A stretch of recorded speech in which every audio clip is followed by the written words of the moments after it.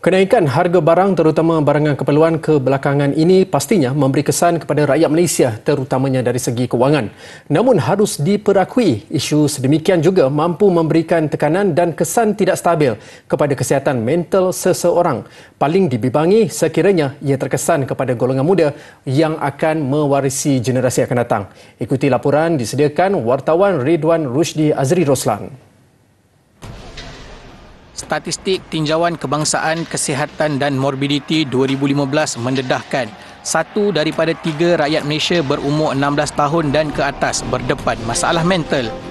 Pakar Psikologi Universiti Segi Profesor Datin Dr. Mariani Matno akui masalah ekonomi adalah antara faktor yang mampu menyumbang kepada tekanan yang dialami sekaligus berisiko mengalami masalah kesihatan mental. Kos sara hidup banyak memainkan peranan yang penting. Jadi jika tiada tindakan tindakan segera dilakukan untuk mengatasi masalah ini, keadaan kesihatan mental, keadaan penyakit mental rakyat di negara kita, saya lihat dia boleh menjadi bertambah serius dan kita tidak mahu ini berlaku. Kerana kita mahukan negara kita sentiasa dalam keadaan yang terkawal. Ujarnya lagi, pandemik COVID-19 yang melanda dunia juga menyebabkan ramai rakyat Malaysia kehilangan mata pencarian sehingga membuatkan mereka mengalami tekanan kerana buntu untuk meneruskan kelangsungan hidup. Ramai yang hilang pekerjaan, anak-anak di rumah perlu dijaga, yang bekerja dari rumah, yang tak ada pekerjaan dan sebagainya. Ini sedikit sebanyak telah memulakan permasalahan-permasalahan yang timbul. Malah dalam keadaan sekarang ini kita dapati masih lagi ada individu luar sana yang tidak ada pekerjaan dan masih juga ada lagi yang dibuang kerja atas sebab-sebab tertentu. Jadi perkara ini semua pencetus kepada berlakunya, kita katakan stres itu, perlukan ekonomi yang stabil. Mana mungkin mereka mempunyai ekonomi tersebut jika mereka hilang pekerjaan.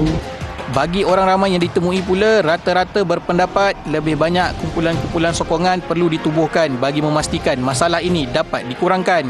Wabak bagi ini banyak orang yang tak ada kerja, then a lot of people they facing the financial issue, then we got this kind of depression.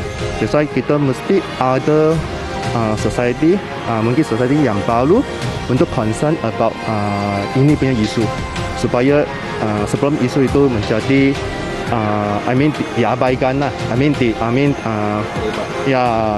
Merebak. Saya rasa itu amat penting.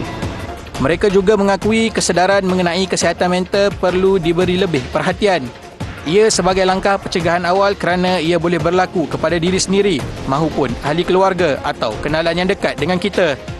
Mental ni memang orang macam pandang indah tak indah kan. Basically benda tu sangatlah penting sebab melibatkan persekitaran kita kan.